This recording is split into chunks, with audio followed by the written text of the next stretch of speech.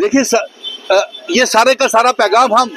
Home minister Amit Shah साहब को भेज रहे हैं, क्योंकि वो यूनियन टेरिटरी की देख रेख जो है वो होम मिनिस्ट्री ही करती है। अभी अभी मैं गवर्नमेंट मेडिकल कॉलेज के मोर्चरी से आया हूं और एम्बुलेंसेस में शबों के शब भर भर के एम्बुलेंसेस पंजाब, दिल्ली, फिरोजपुर, उत्तर प्रदेश, बिहार, राजस्थान और जिन जिन रियासतों की थी वो आए हुए थे, उन परिवारों को मदद करके उनकी जो डेड बॉडीज है वो एम्बुलेंसेस में भर भर करके उनकी रियासतों में भेजी है। और उन परिवार वालों का ये इल्जाम था, मेरे पत्रकार मित्रों, उनका ये कहना था कि ये जो श्राइन बोर्ड जो आंकड़ा बता रहा है कि डेड बॉडीज का कितने लोग शहीद हुए हैं, ये गलत बता रहा है और वहां पे ज्यादा लोग मारे गए हैं। और उन परिवारों का यह भी इल्जाम था होम मिनिस्टर साहब कि जो उनके परिवार के सदस्य लैंडस्लाइड में दबे हैं, जब उनके शव निकाले गए तो वो जेवरात पहन के आए थे, भारी नकदी लेकर के आए थे माता वैष्णो देवी को चढ़ाने के लिए, लेकिन जब उनके शव निकले तो उनके पास जो उनके चेने गोल्ड के जेवरात थे वो मिसिंग थे और वो पैसा भी मिसिंग था। और आखिर हकीकत क्या है, श्राइन बोर्ड छुपाना क्या चाहता है? और दूसरा एक और इल्जाम उनका था परिवार वालों का, और ये हमने भी देखा कि कितने दिनों से वो डेड बॉडीज वहां दबी हुई थी, उसके बाद मॉर्चरी में लाके शायद उनका पोस्टमार्टम किया और आज सड़क के जरिए आप उनको अपनी रियासतों में एम्बुलेंसेस के माध्यम से भेज रहे हैं, तो वो बॉडीज जो हैं, वो शव जो है वो खराब नहीं हो जाएंगे रास्ते में। आगे ही रास्ते टूटे हुए हैं, पुल टूटे हुए हैं, इसलिए अमित शाह जी और अभी सबसे बड़ी पत्रकार मित्रों अफसोस की बात यह है कि उनके लिए कोई मुआवजा जो दिया है वो एक मुआवजा तो इंश्योरेंस का मिल रहा है, कोई एहसान नहीं है, इंश्योरेंस ने दे रही है, और दूसरा मुआवजा डिजास्टर टीम दे रही है, कोई एहसान नहीं है। सरकार ने और श्राइन बोर्ड ने अपनी तरफ से क्या मुआवजा दिया है? और फिर अधकुआरी में हम पूरे कटरा के लोगों के साथ है जो यात्रियों के लिए जंग लड़ रहे हैं और ये मांग करते हैं कि इसकी सीबीआई की इंक्वायरी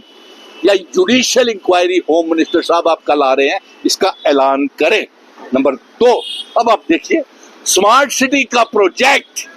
जिसमें सिर्फ घोटाले और करप्शन भ्रष्टाचार हुआ है, और national highway authority of India का प्रोजेक्ट जिसमें घोटाले और भ्रष्टाचार हुआ है। लोग तो अब ये कहना शुरू हो गया कि 2014 के बाद जो भी पुल बने हैं या फ्लाईओवर बने हैं उसके नीचे या उसके ऊपर से मत गुजरना, कहीं फ्लाईओवर ही हमारे सरों के ऊपर ना पड़ जाए, क्योंकि जिस तरीके से हमने देखा गुज्जर नगर सारा बह गया। मैंने लोगों के घर में जा करके देखा, लेकिन अफसोस इस बात का है कि सरकार की तरफ से अभी कोई मदद उनको नहीं की गई। वो इनके नेता भारतीय जनता पार्टी के पुल के ऊपर से चढ़ करके सीटियां मार रहे थे और वो उनका साथ देने के लिए एक और वर्दी वाला भी कोई सीटियां मार रहा था और उस दूसरी तरफ से सरकार सीटियां मार रही है। इसीलिए मैंने आज कहा कि जम्मू कश्मीर को इस लेफ्टिनेंट गवर्नर की जरूरत नहीं है और ये जानना चाहते हैं कि आखिर जम्मू कश्मीर में चल क्या रहा है। एलजी की वजह से चशोती हो गया, किश्तवाड़ हो गया, मछेल माता में ट्रेजेडी हो गई, मुआवजा अभी तक किसी को नहीं मिला। जम्मू सारा पूरा पानी में बह गया। गुज्जर नगर को उन लोगों का इल्जाम था कि शायद हम मुस्लिम हैं इसीलिए हमारी मदद के लिए कोई आगे नहीं आ रहा, और ये हो भी सकता है, हकीकत है, क्योंकि भारतीय जनता पार्टी मजहबी राजनीति करती है। और उधर पीर खो में सारा बह गया, शिवालिकपुर, जानीपुर, तालाब तिल्लो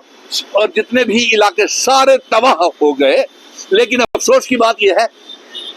हम ये मांग कर रहे थे कि तमाम मेंबर पार्लियामेंट और एमपीज जो है ये अपनी 3-3 महीने की तनख्वाह जो है ये इस रिलीफ फंड में रिहेबिलिटेशन के लिए जमा करवाएं। लेकिन अफसोस इस बात का है कि अगर 1 करोड़ का, सुनिए 1 मिनट, 1 करोड़ का अगर ऐलान किया है मेंबर पार्लियामेंट ने, तो एहसान नहीं किया, वो लोगों का टैक्स पेड मनी है। Number 1 road tax, transport tax, ये टैक्सेस है, जितने भी जीएसटी, सीएसटी। अरे भाई जुगल किशोर जी, जतेंद्र सिंह जी, आपने अपने जेब से क्या कहा? हमने तो कहा था ना पत्रकार मित्रों आपके माध्यम से कि 3-3 महीने की तनख्वाह जो है वो सारे 90 के 90 एमएलए, जम्मू के 28 एमएलए और 2 मेंबर पार्लियामेंट इसमें डालें और हम भी डालेंगे। अरे भाई, मैंने अभी कल ही 1 लाख रुपए का राशन हमारे साथ, मैं खुद नहीं सामने आया, मैं सही बोल रहा हूँ, और ना ही मैं आऊंगा। मुझे फोटो खिंचाने का उस तरीके से शवों के ऊपर या कफन की राजनीति करना नहीं चाहता। मैं खुद गया गुजर नगर में, और जिन इलाकों में मैंने राशन भेज, और यही नहीं, 21,000 रुपया जरूरतमंद को नकदी भी दी हुई है। मैं नहीं बताऊंगा कहां पे हमने भेजा है, और आगे आने वाले दिनों में लंगर लगेंगे, मेडिकल कैंप्स लगेंगे, इमदाद होगी। ये बताइए आपने अपनी जेब से जो आप सियासत कर रहे हैं उसके लिए क्या दिया। इसीलिए मैंने आज ये मांग की है कि एलजी साहब इस्तीफा दें, चुनी हुई सरकार जो आपस में एलजी के साथ दोनों आपस में लड़ रहे हैं, 90 एमएलए को डिसॉल्व किया जाए, और जब तक रियासत का दर्जा वापस नहीं मिलता है तब तक यहाँ पे जम्मू कश्मीर में चुनाव और रियासत सरकार की जरूरत नहीं है।